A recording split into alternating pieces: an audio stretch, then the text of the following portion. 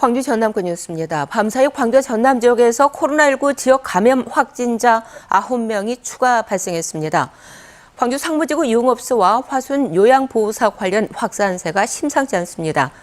취재기자 연결합니다. 김호 기자, 밤사이 광주 지역 코로나 발생 상황부터 전해주시죠.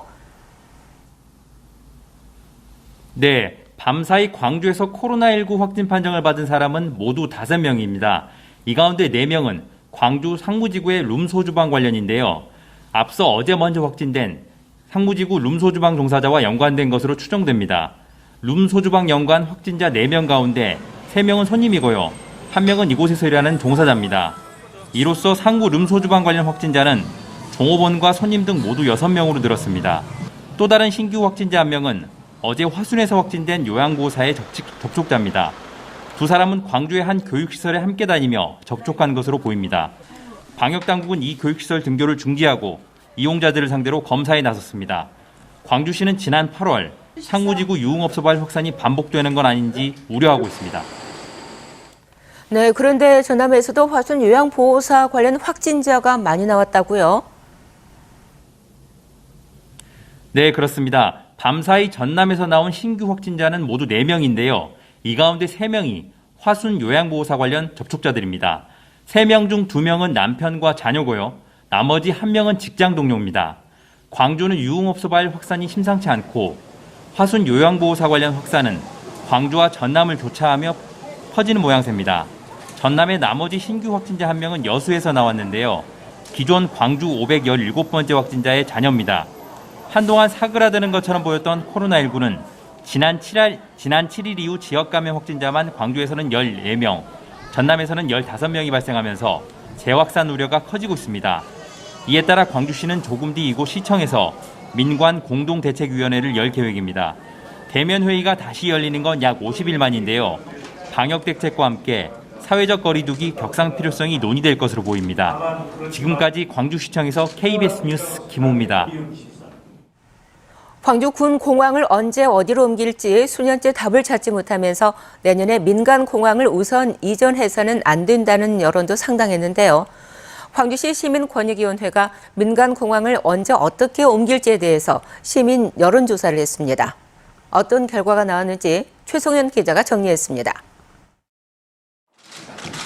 지난 2018년 이용섭 광주시장과 김용록 전남지사는 무안국제공항 활성화를 위해 내년까지 광주공항을 무안공항으로 이전키로 합의했습니다. 하지만 군공항 이전이 지지부진하면서 광주시의회 등을 중심으로 민간공항을 우선 이전해서는 안 된다는 반발이 터져나왔습니다. 급기야 광주시민권익위원회가 지난달 31일부터 9일 동안 시민 2,500명을 대상으로 민간공항 이전 시기 등에 대해 여론조사를 했습니다.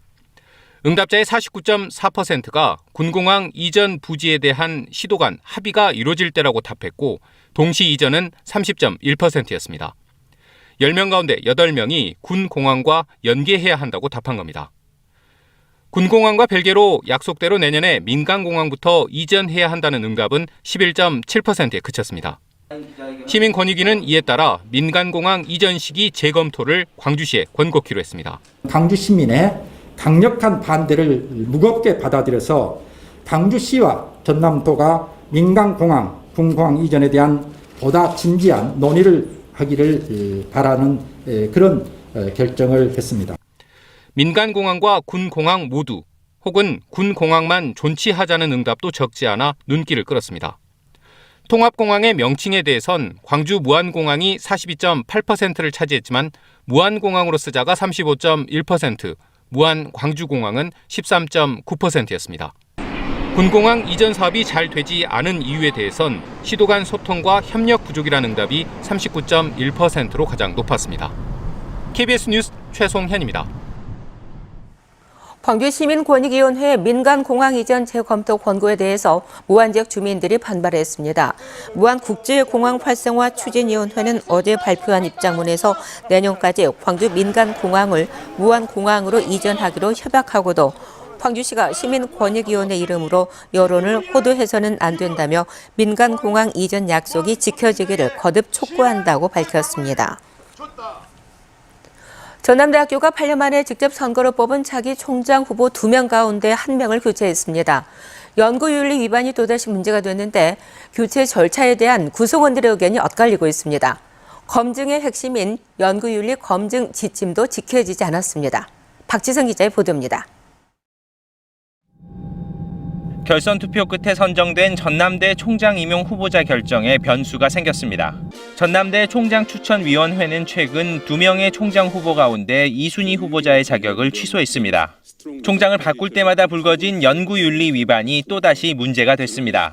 빈 자리에는 득표율 3위가 올라섰습니다. 하지만 결선 투표로 결정된 후보 자리를 예선 투표 결과로 채우는 것은 옳지 않다며 재선거를 요구하는 목소리도 나오고 있습니다.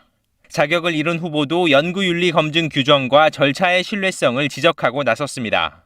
전남대는 이번에 선정된 총장 후보자들의 최근 5년 사이 논문만 검증하고 있습니다. 연구윤리 지침이 만들어진 2007년 2월 이후 논문을 모두 검증하도록 한 청와대의 고위공직 후보자 인사검증 기준에 어긋납니다.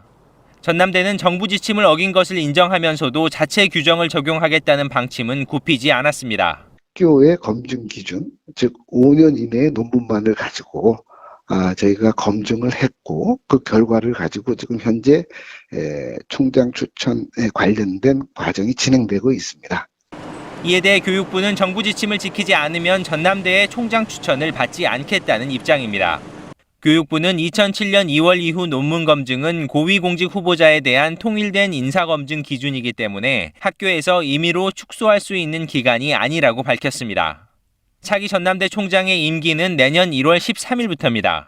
이 때문에 남은 2달 동안 후보 선출 과정에 대한 내부 반발과 윤리 검증 문제를 해결하지 못하면 총장 임명 자체가 표류할 가능성도 있습니다. KBS 뉴스 박지성입니다. 학교법인 이사장이 교사 채용 과정에서 거액을 요구한 혐의로 처벌을 받아 논란이 된 광주 명진고에서 또 다른 채용 비리 의혹이 불거져 경찰이 수사에 나섰습니다. 광주지방경찰청 광역수사대는 어제 명진고를 압수수색해 교사 채용 관련 서류 등을 확보하고 자료 분석을 마치는 대로 채용 업무 관계자들을 소환 조사할 계획입니다. 오늘 아침에는 춥고 낮에는 비교적 포근하겠습니다. 아침 최저 기온이 일부 지역에서는 영하권으로 떨어졌는데요. 낮부터는 기온이 크게 오르면서 일교차가 20도 이상 벌어지는 곳들도 있겠습니다. 옷차림에 신경 쓰셔야겠습니다. 오늘도 완연한 가을 날씨를 느낄 수 있겠는데요. 선선한 날씨 속 파란 하늘이 드러나겠습니다. 다만 맑은 날씨가 계속되면서 대기가 계속해서 건조해지고 있습니다. 특히 동해안을 중심으로는 건조특보도 발효 중인데요. 광주 전남 지역은 주의보 단계까지는 아니지만 그래도 계속해서 건조한 만큼 산불 등 화재 예방에 유의하셔야겠습니다. 다음은 자세한 지역별 날씨입니다. 오늘 아침 기온 내륙을 중심으로 낮은 기온 보이고 있습니다. 장성이 3도, 화순이 5도 가리키고 있고요. 낮 기온은 20도 안팎까지 오르겠습니다. 낮 최고 기온 여수 18도, 구례와 광양 19도가 예상됩니다. 목포의 낮 최고 기온 17도, 강진 20도, 완도와 장흥 19도가 예상되고요. 신안을 비롯한 그 외 도서 지역은 16도를 웃돌겠습니다. 바다의 물결은 전해상에서 비교적 잔잔하겠습니다. 당분간 대체로 맑다가 수요일에 비 소식이 있습니다. 날씨였습니다. 인공지능 중심 도시 조성 사업의 하나로 광주시 동구에 AI 창업 캠프가 문을 열었습니다. AI 창업 캠프는 인공지능 관련 기술 개발 업체 입주 공간을 지원하는 사업으로 지상 6층 건물에 창업 기업과 스타트업 기업 등 모두 35개 업체가 입주했습니다. 광주시는 오는 2023년 첨단 3지구에 인공지능 집적단지가 조성되기 전까지 AI 창업 캠프가 산업 생태계 구축의 전초기지가 될 것으로 기대하고 있습니다. 광주과학기술진흥원 직원들이 시간 외 근무수당을 부당 수령했다는 KBS 보도와 관련해서 광주시가 공사와 공단 4곳, 출연기관 18곳 등 산하 공공기관 28곳에 대해서 전수조사에 들어갑니다. 광주시는 광주과학기술진흥원 직원들이 수년간에 걸쳐 근무 시간을 부풀리거나 허위 기재하는 방식으로 초과 근무 수당을 받았다는 지난 9일 KBS 보도 이후 진흥원 직원 8명으로부터 2,800만 원을 환수했습니다. 참여자 제21은 광주 글로벌모터스 박광태 사장이 광주시의회 행정사무감사에 불출석 의사를 밝힌 것과 관련해서 박 사장의 사퇴를 요구했습니다. 단체는 보도자료를 내고 박 사장의 출석 거부는 글로벌 모터스의 주인이기도 한 광주 시민의 감시와 견제를 거부하겠다는 것이라며 이같이 주장했습니다. 앞서 글로벌 모터스는 시의회가 증인 출석을 요구할 때는 먼저 양해를 구해야 한다며 박 사장의 불출석을 시사했습니다. 비위 의혹으로 물러난 배정찬 전 그린카 진흥원 원장이 행정사무감사 출석 의무가 있다는 법률 자문 결과가 나왔습니다. 광주시의회는 시의회 법률고문 3명에게 배 전 원장이 시의회 행정사무감사에 출석할 의무가 있는지를 자문한 결과 배 전 원장이 이미 사직했지만 제기된 문제와 관련해서 업무 책임자 위치에 있었기 때문에 출석 대상이 된다는 판단이 나왔다며 증인 출석을 거듭 요구했습니다. 시의회는 그러나 광주 글로벌 모터스 박광태 대표와 박광식 부사장에 대해서는 출석 의무가 있다는 의견이 소수였다고 덧붙였습니다. 광주시의회 산업건설위원회는 지난주 행정사무감사 과정에서 배정찬 전 그린카 진흥원장과 박광태 광주 글로벌 모터스 대표, 박광식 부사장에 대해서 증인 출석을 요구했습니다. 목요일 아침 함께한 KBS 뉴스를 마칩니다.